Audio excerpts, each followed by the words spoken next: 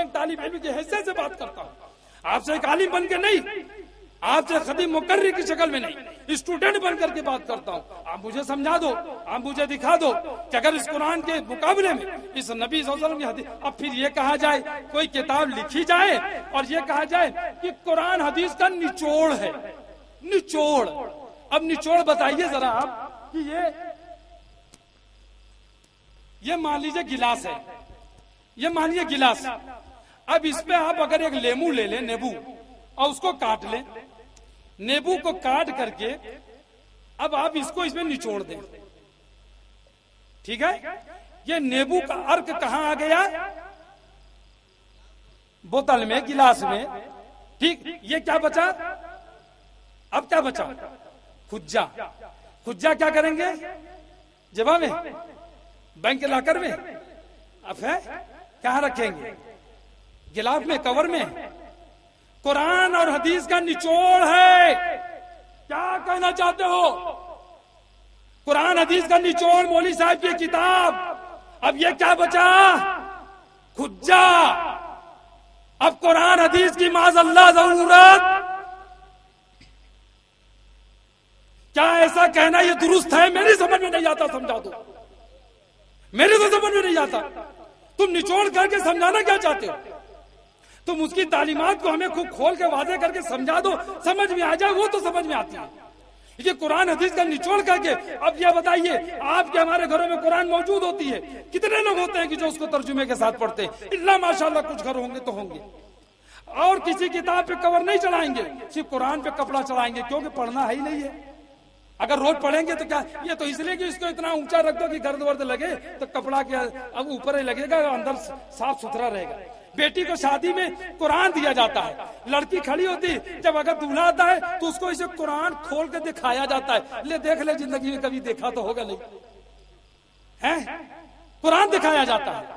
और फिर कभी बेटी से पूछा कि बिटिया इतने साल हो गया, कभी वो कुरान जो मैंने तुझे दिया था निकाह के मौके पर, तो उन्हें उसको पढ़ के कुछ सास ससुर को सुनाया, शौहर को सुनाया, कभी उस पर अमल करने की कोशिश की? कभी बेटी से कभी ये सवाल किया?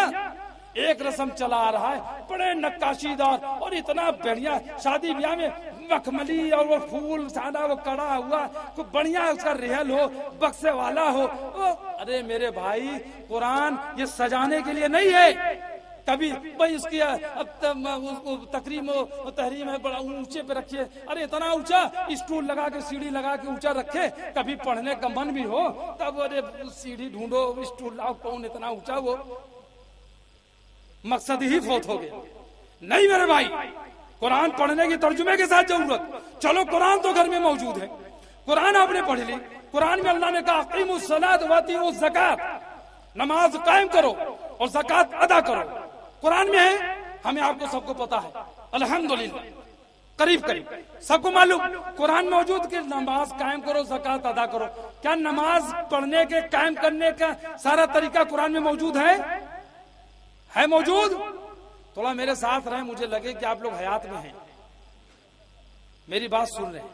क्या कुरान में नमाज का तरीका मौजूद है? नहीं मौजूद है। तो कुरान का तरीका, नमाज का तरीका कहां मौजूद है? हाँ, हदीस में नमाज का तरीका मौजूद। हदीस आपके घर में है? नहीं है, हदीस घर में नहीं है।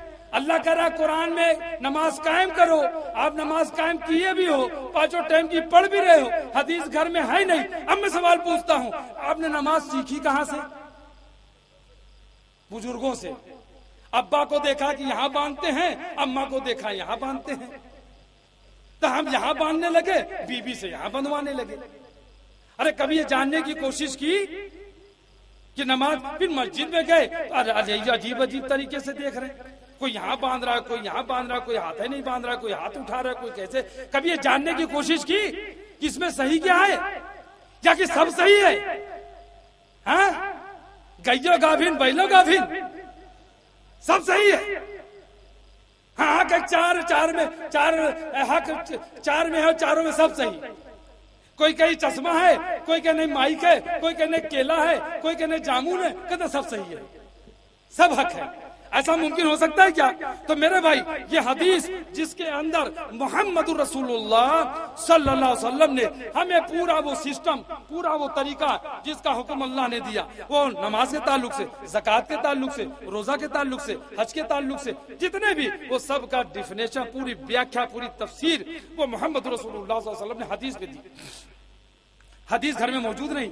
अब हमारे आपके बीच में इख्तलाफ, हमने मोबाइल की जरूरत समझी, 1000-2000 की मोबाइल ले आए, टीवी की जरूरत समझी आ गई, फ्रिज की जरूरत समझी आ गए, वॉशिंग मशीन हमने जरूरी समझी ले आए, बाइक की जरूरत समझी ले आए, और हमें जो जरूरत समझी ले आए। कभी हदीस की जरूरत हमने समझी नहीं, और हमें बचपन से लेकर अब तक कभी हदीस पढ़ाया ही नहीं गया।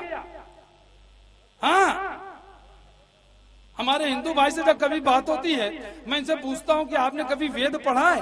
बोले नहीं। हमने नाम सुना, नाम तो सुना। अच्छा देखा कभी? बोले अक्सर बोलते देखा ही नहीं।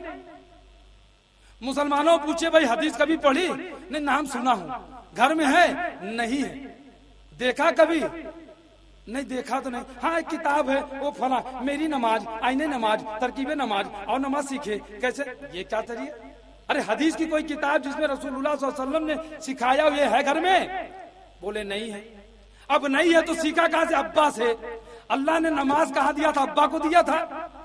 हाँ, नमाज जब अल्लाह ने दिया, रोजा, ज़कात, हज और सब की बातें तो वो चलो वही के जरिए जैसे भी, लेकिन नमाज की बारी आई तो वही से नहीं, बल्कि अपने पास बुलाया और जिब्रील अलैहिस्सलाम को सिदरतुल मुंतहा पे रोक दिया और बुला करके तब अल्लाह ने नमाज दी। इतनी अहम इबादत। फिर जिब्रील अलैहिस्सलाम को भेजा, जाओ हमारे बंदे को नमाज सिखाओ, क्योंकि नमाज में रुकू सजदा है, तो अल्लाह रुकू सजदा करके तो सिखाएगा नहीं, ये तो उसकी शान के खिलाफ है।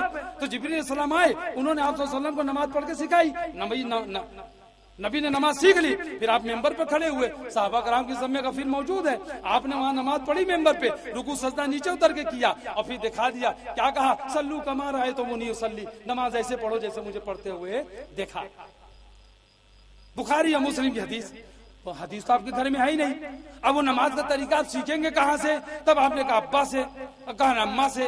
अब अगर अल्लाह ने आपको पकड़ लिया इसी पर कि बताओ कि क्या अब्बा को हमने नमाज दी थी, तो आप क्या करेंगे मेरे भाई? इसलिए अपने घरों के अंदर हदीस लाइए, हदीस। और हदीस अगर लेकर के आएंगे तब कहीं जा करके इंशाअल्लाह ताला रहमान फिर हम सही माने में इमामों के इमाम